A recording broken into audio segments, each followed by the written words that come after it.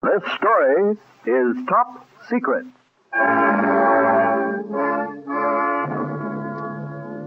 Top Secret, starring lovely Ilona Massey as the Baroness Karen Gazer, in transcribed stories of intrigue and espionage set in 1950s war of ideas and ideologies. Tonight, The Document, a story of danger and blackmail, a story labeled Top Secret.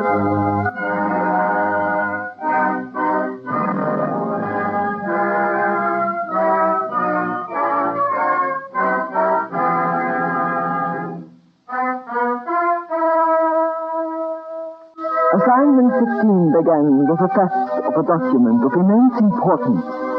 It began with my doing something I had no right to do. It began with a telephone ringing in a strange house. I was sitting in Harrison Arden's den in his vast house on Fifth Avenue in New York. It was a small room, but all around me were the signs of great wealth. A hand-carved desk, oil paintings softly lit. The telephone stopped ringing. I realized it had been answered somewhere else in the great house. And then I got one of those hunches. I had a feeling that this phone call was important, that it would give me a clue to the theft of the document. For a moment I hesitated. It is not difficult for people having a telephone conversation to tell when an extension has been lifted. But I had to risk it. I had to find out what was going on in this magnificent house. Gingerly, I lifted the receiver and listened. Going to wait any longer, Jimmy? You don't have to. I got it. You're sure? Yes, I'm sure. Well, bring it to the club tonight. I'll give you the letter. What's the address again?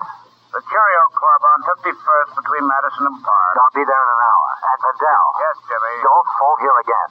This is the end of it, you understand? It's finished. Good night, Jimmy. Vandell. Hello? The jury was Harrison Arden's son. I sat there with my mind in a whirl trying to put together the conversation I had overheard. I had met Harrison Arden twice before. I remembered him as a strong, quiet man. As president of Arden Oil, he was listed as the third richest man in the United States. I sat in the little den, waiting for him and wondering. My dear Baroness, I'm terribly sorry to have kept you waiting so long. Oh, don't apologize, Mr. Arden. I realize you're very busy. Intelligence has assigned you to the case. Yes. What do you want to know? I'd like you to tell me the story from the beginning, please. The document is immensely important. It's virtually a secret treaty with Iran. Yes. The Arden Oil Company is leasing and developing certain oil fields in Persia for the United States. Only 4 copies of the agreement were made. The Shah of Iran has 1, his finance minister has a 2nd, the State Department has the 3rd, and until 24 hours ago, I had the 4th. Where did you keep it? In a wall safe, behind that painting. A document like this in a wall safe? Well, it seemed a reasonably secure place. When was it stolen? 24 hours ago. Besides you, who has the combination of that safe? No one. Who else lives in this house? My son James and 5 servants. Would your son have an opportunity to get the combination of that safe? Baroness, are you suggesting... It is my business to suspect everybody. My son will someday inherit an empire of oil, a capital investment that runs into the billions. He has never done a dishonest thing in his life. I'm sure he hasn't. Tell me, to whom would a copy of this treaty be the most use? Russia. Why? That I cannot tell you. It's one of those things the public never hears about yet, which finally affects the lives of every single one of us. Hello, Dad. Sorry to interrupt. Thought I'd say good night. Dear boy, you couldn't possibly interrupt. Baroness, my son James. The Baroness Gazer. How do you do? How'd you do? We were supposed to have met once at a party Lady Mendel gave. Yes. Yeah, then I had a polo accident and couldn't go. I'm sorry. How do you feel, Dad? Better, much better. You get to bed early now. Yes. You promised? Yes, I promise. Now run along. By the way, where are you going? Well, Marjorie and I have seen Call Me Madam. Well, you have a good time. Good night, Baroness. I'm very pleased to have met you at long last. Don't keep Dad up too late now. I won't. I'll be home right after the theater, Dad. Good night. Good night. Good night. You wonder that I'm proud of him, Baroness? Of course I don't. Now, Where were we? What did the document look like? It was in a sealed envelope written on 4 pages of 8 by 12 paper. Arden Oil letterhead.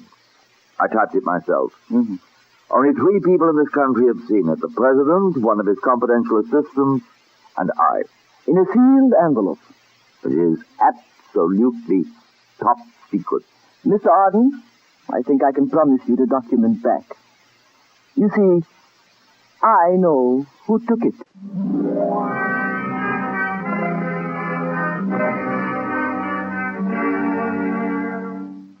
Why had James Arden lied to his father about where he was spending the evening?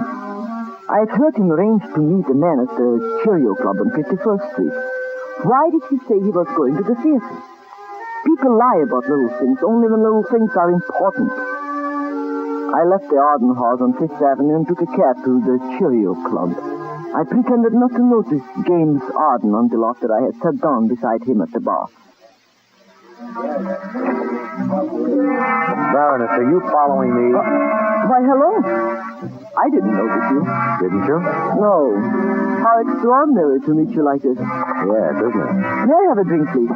Certainly. Scotch and water. Bartender, scotch and water here, please. Yes, Mr. Arden. Are you working for Dad? No, but he's advising me on some investments. Oh, he ought to know. I think so. You're sure it's investment? Positive. Here's the scotch and water, Mr. Arden. Oh, no, it's for me. Thank you. Oh, and bartender, will you change this, please? 5.10 will be fine. Change for 50.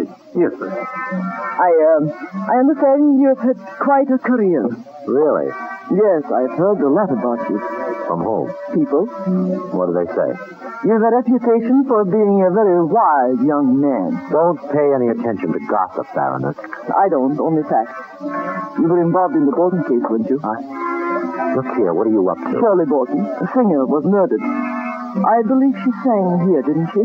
One of New York's unsolved crimes. Here's your change, Mr. Arden. 10, 20, 30, 40, 50. Now, thanks. You're welcome, Mr. Arden. Baroness, you seem like a pleasant, reasonable sort of person. Let me give you a little advice. Certainly. Mind your business. Mind it a lot. Is that a threat? Why, not at all. Just advice, good advice. And now, will you excuse me a moment? It was pleasant seeing you. I'm not in a hurry, Mr. Arden. Come in. Hello, Jimmy. I've been expecting you. I'll bet you have. Did you get it? Yes. Still sealed? Yes. Your father know? I think he does. Give it to me. Give me the letter first. Don't you trust me? Don't try anything funny, Vandell. A bargain's a bargain. Give it to me now. All right.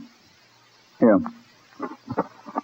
Interesting reading, isn't it? Just remember there are limits. This is finished, you understand? If you try it again, I'll kill you. Oh, don't be dramatic, Jimmy. You won't kill anybody. You haven't the nerve. Now give me the document. Thanks. Now, there's no need for any further communication between us again, ever. Just one more thing. Yes? You said your father knew the document was gone. I said I thought he knew. What will he do? I don't know. I think there's a woman at the bar who's either in the FBI or in intelligence or a private detective. With you? I bought her a drink. Take her home. Listen, Vandell, I'm through taking orders from you. I've got the letter back. You've got what you wanted. The Bolton case is now permanently closed. Now shut up and lay off and stay away from me. I was afraid you deserted me. Were you? Now, bartender, check, please. Yes, Mr. Arden. I'm going to the theater. It's been pleasant chatting with you. Thank you. May I call you sometime? Certainly. Your check, Mr. Arden. Oh, thanks. Here you are. Thank you, Mr. Arden. As it happens, I am going to the theater, too. Would you mind dropping me off?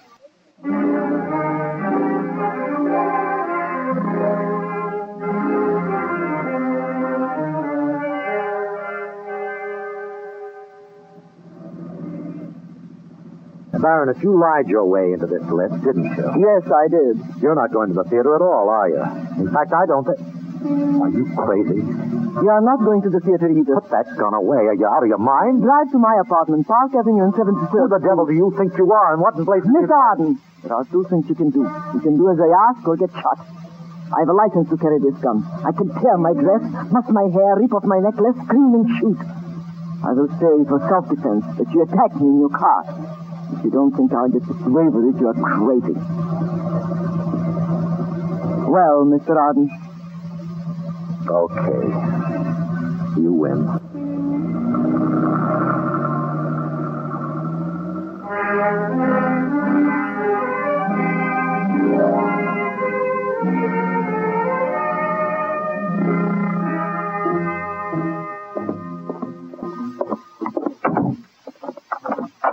All right, Baronet, you've got me up here at the point of a gun. What do we do next?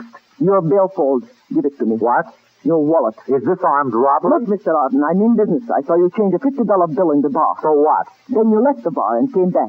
And you got your wallet out again to pay the check. There was a piece of paper in it. A piece of paper that hadn't been there when you changed the 50. Give it to me. I will not. Give it to me. Try and get it. I want that piece of paper, and I want it now, right now. Otherwise, You I haven't will... got the nerve to shoot that. You maniac. Give it to me. Next bullet wants me. Look, Baronet, believe me, it's nothing. Give it to me. Oh.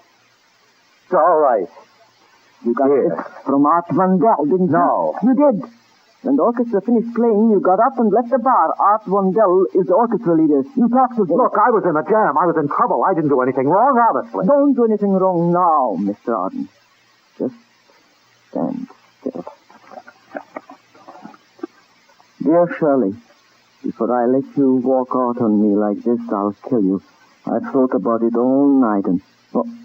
What is this? Please, give it back to me. It isn't what you think at all. The Bolton case. Yes. You killed her. No. This letter was never produced at the trial. There never was a trial. They had no evidence. This is evidence. It isn't. I didn't kill her. It's purely circumstantial. You'd better talk, Mr. Arden, and talk fast. I was being blackmailed. Where's this letter? Yes. By whom? Art Vandell over the Bolton case. She used to sing in his band. They found her dead in her apartment one morning. At first they thought it was suicide, and then they decided it wasn't. They never found out who did it. I was going with her and wrote a letter that threatened her. But I didn't kill her. I was in love with her. Vandell found the letter in her personal effects, and he's been blackmailing me ever since. This was the end of it. This was to finish it forever. He gave me the letter back tonight. In exchange for what? Money. You're lying. I'm not. If you move once again, I kill you. I had experience in these things, and I'm deadly serious. You had a telephone conversation with Vandell tonight. He asked you if you were sure you got it. Yes, on the telephone in your father's den. If it was money, why would he ask if you were sure you got it? Well, I don't know. You know money when you see it. Of course I know money when I see it. It was just a figure of speech, just one of those It wasn't money. It was something else. No. An envelope, sealed envelope, 4 sheets of paper, an Arden oil letter. Oh, for heaven's sake, don't you understand what you are doing? Don't you realize we are living in the most dangerous times the world has ever known? It was money. I swear it was money. Oh, you do you? What are you doing? Phoning the police. Oh, no, don't. Yes, but the Bolton case should be reopened. Please, don't. Don't move, Mr. Arden. If you force me to shoot again, I'll... Don't phone the police, please. All right. I took it. And give it to Vandell. Yes. Why did you want it?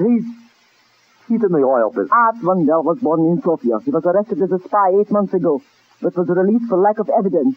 You have given a foreign agent a top-secret document, which is the property of the U.S. State Department. Do you know what that is? I had to. They could arrest me. Maybe they could even electrocute me. Don't you know what it's like to be suspected for murder? Maybe to be convicted when you didn't do it? And I didn't kill her. I didn't. Which charge do you think is the more serious? What do you mean? Murder or treason?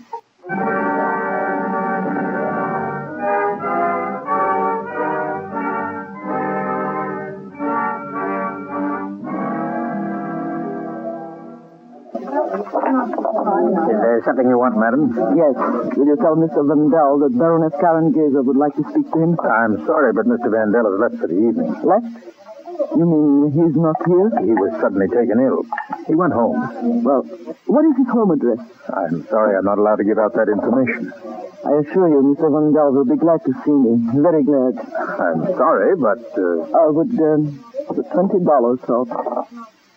Well, Besides, Mr. Vandell will be delighted to see me. 918 East 64th Street.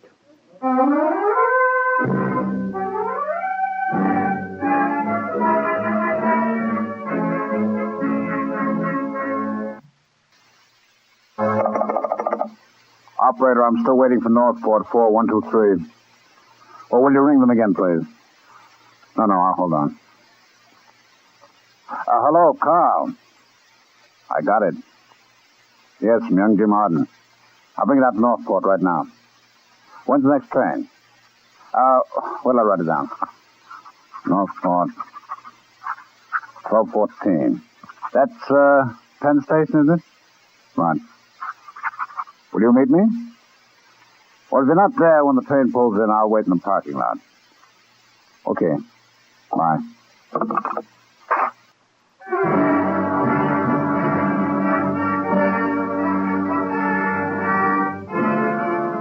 I took a cab to Van Daal's apartment on 64th Street.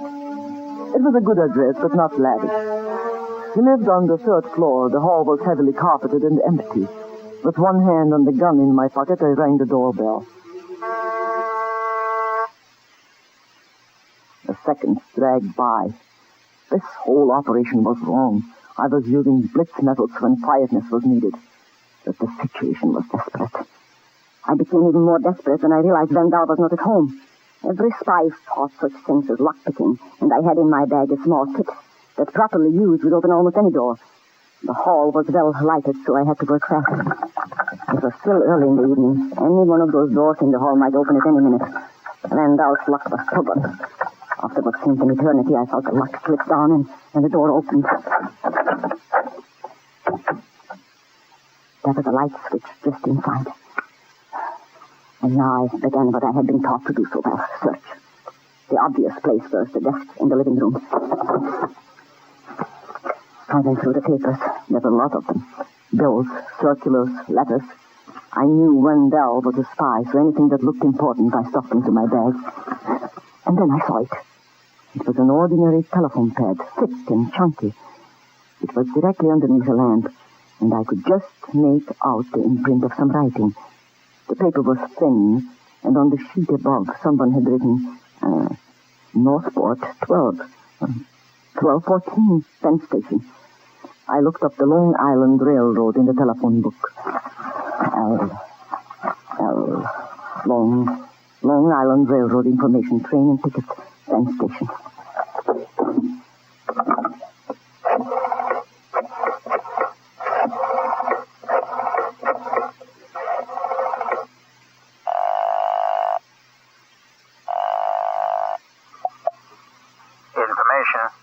When is the next train for Northport, please? Northport? Yes. And it's the Fort Jefferson train, 12:14. Thank you.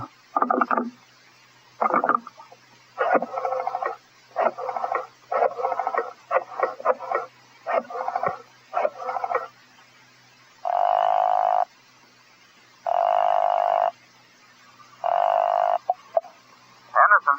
Jerry, it's Karen. Yes, Karen. I'm working on the Arden case. Can you meet me in Penn Station at 5 after 12? Where are we going? We are catching the train to Northport at 12:14. Right. Meet me at the usual place. And Jerry, Yes? bring a gun. You may need it.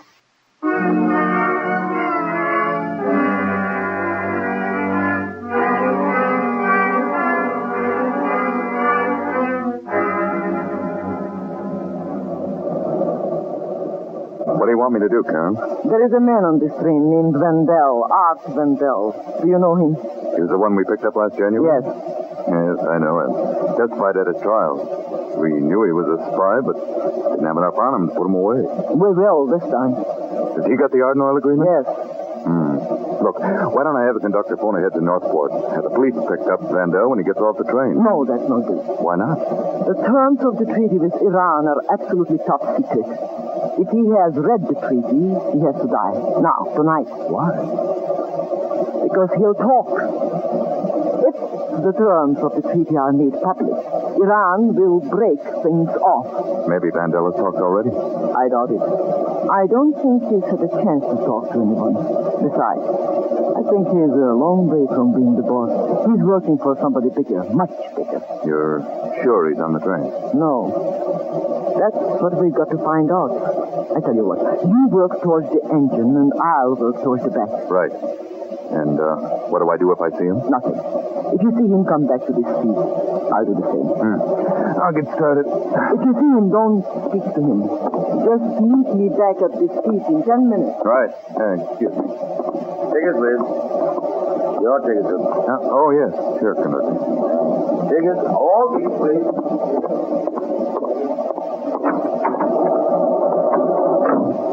No move, Henderson. Vandell, I saw you get on the train. Open that door. Look, Vandell, you're not going to get away with it. We know what you're up to and what you've got. You'll get off easier. Open that door. Hurry up. Open it. Supposing I won't? You want it in the face of the stomach. Open it. Good. Now out you go. Vandell, for heaven's sake, use your...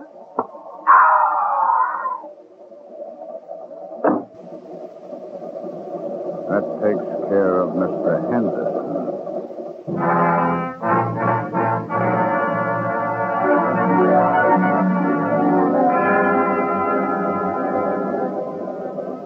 I walked through to the end of the train, then returned to my seat. I didn't see Vandell. After 10 minutes had passed and Jerry Henderson didn't return, I walked through to the other end of the train to look for him. He had vanished. There was no trace of either he or Vandell. And then the train was pulling into Northport. Northport! Northport! I was at the door before the train stopped, and the first one off. I stood on the platform watching for Jerry Henderson, watching for Vandell. 6 people got off. A young couple with a sleepy youngster, an older man and woman, and then Vandell. I knew that this was the moment. I knew that within the next 2 minutes, I would either win or lose.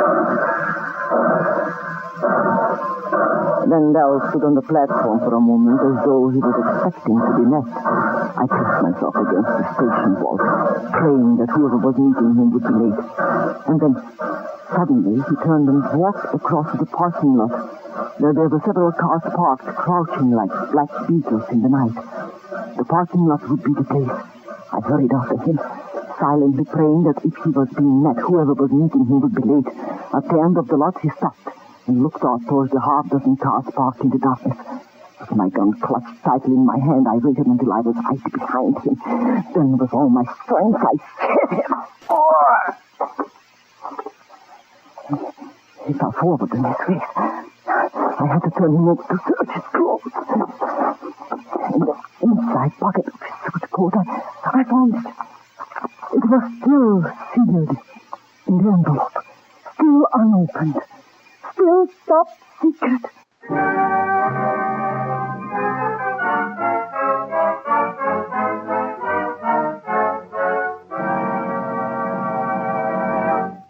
Vandell, I can't. There isn't another copy of it. Your father can get one. No, he can't. I tell you. Jimmy, I was mugged last night at the Northport station.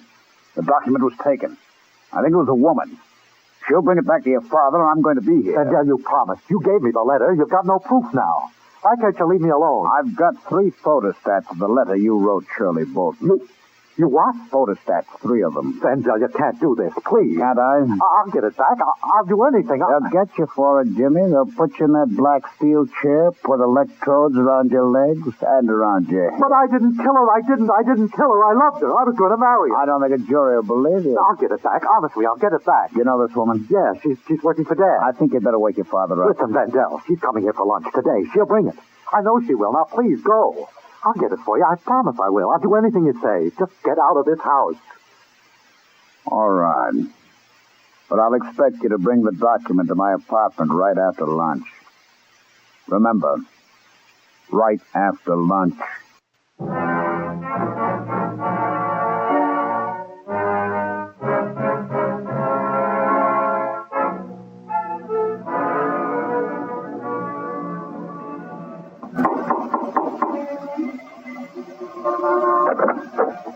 Is your father in? Oh, hello, Baroness. Come in. Thank you. In here, please. I'm sorry if I'm a little early. Oh, that's all right. Dad will be down in a moment. After you. Thank you. Have you got it? Yes. Give it to me. Oh, for heaven's sake, you're not going to start that again. Listen, Baroness, I haven't much time. Art Vandell made 3 photostats of the letter I wrote to Shirley Bolton. He hates me, and he can send me to the chair. Well, I'm not going. I don't care now if it gets into the papers, if there's a scandal. I'm just not going to die for a murder I didn't commit. You don't have to. I what? Art Vandell hasn't got photostats of that letter. What are you saying? I have them. You have them? Yes, I stole them from a desk in his apartment last night. I have the 3 photostats and the original. Give them to me. Put that gun down. Give them to me. I will give them to you when you put the gun down. That's better. Here. Baroness, I know you don't think much of me, but... I think you stink. To heaven and back. American boys have been dying in Korea. And you, a spoiled rich man's son, trading an oil treaty of immense value for what? For my life. You make me sick. You're weak and no good. And you have no guts and no brain. But I didn't kill her. Art Vandell killed her. I had to do this. I have only one more thing to say. God help the Arden Oil Company if you ever run it. He won't dare. Mr. Arden. I've been listening to this conversation. You were shouting so I couldn't help but hear it. Be quiet. Dad, you've got to listen to me. Art Vandell had a letter that would have sent me to the chair. I know that. Maybe I shouldn't have done it. But I was afraid. I was so afraid I couldn't eat or sleep or anything. So you stole from your own father. Well, what would you have done? I'll show you in a moment. Baroness. Yes, Mr. Arden. Did you get the treaty back? Yes, I did. Have you got it with you? Yes. Here. Thank you. Thank you very much. I wish my son had your courage, your integrity. It appears that he hasn't. It appears that he never will. This is a great, great disappointment to me. In fact, I've nothing more to live for. Dad, listen, please, listen. Will you keep quiet? You're yellow and you're no good. You're not fit for anything except horses and women. Well, you can have them, all you want of them. That's all you'll have. You won't have the business and you won't have me. Mr. Arden, I do not wish to intrude on your personal affairs, but I will have to report the discovery of this letter to the proper authorities. My son did not kill Shirley Bolton. I killed her. Mr. Arden, what are you saying? I told you to keep quiet. Until I leave this house, you'll do as I say. Yes, Baroness. It's extremely easy. She was vulgar and cheap and no good. I believed she would ruin my son's life. I planned it very carefully and went to her apartment one night and tried to buy her off. She threw me out and I shot her. Mr. Arden, I don't know what to say. You don't have to say anything. You prevented an international disaster, and you've saved an empire of oil from a bum. Dad, what are you going to do? You wouldn't understand what I'm going to do. Nothing worse could happen to me than has happened to me this morning. I've learned that my son is...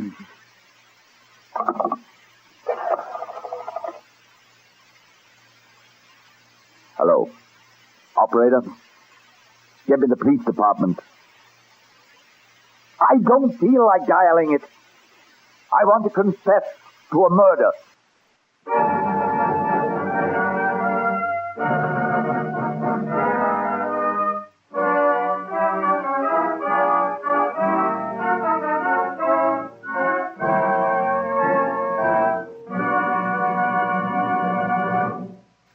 You have just heard Top Secret, starring Ilona Massey, written, directed, and produced by Harry W. Johnson. Here is Miss Massey to tell you about next week's Top Secret. Next week, a story of the strange fascination of the Orient, woven into a horrible pattern of intrigue and terror. A story of the teeming mystery of Shanghai, the most fabulous city on earth. A story that is Top Secret.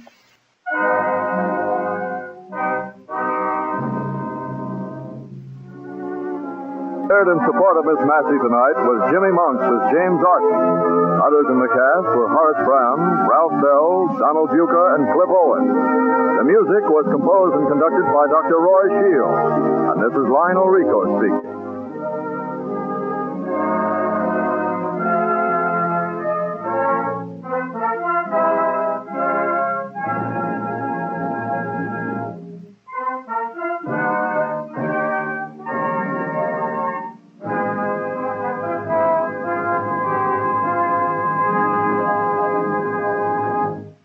On NBC.